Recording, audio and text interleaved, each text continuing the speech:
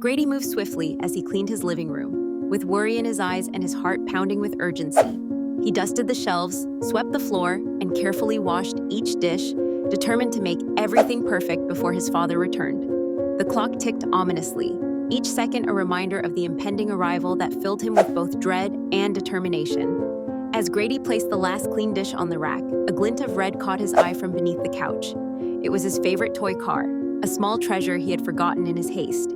Just as he reached out to retrieve it, the front door slammed open with a force that echoed through the house, making him freeze in place.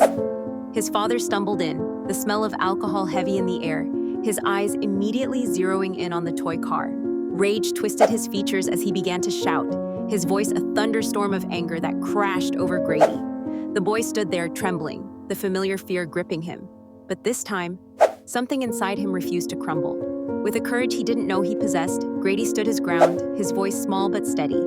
He told his father that his behavior was not okay, that he needed help, and that things had to change. The words hung in the air, a fragile bridge of hope and defiance, and for a moment, time seemed to stand still. His father, shocked into silence, looked into Grady's eyes and saw the fear he had instilled in his own son. The realization hit him like a wave, and he broke down, the anger dissolving into tears as he understood the damage he was causing. It was a moment of clarity, a turning point that neither of them had expected. Grady's dad promised to get help, and he made good on that very promise. They attended a family counseling session, the room filled with a tentative hope. They were taking the first steps towards healing, towards a future where anger and fear no longer ruled their lives.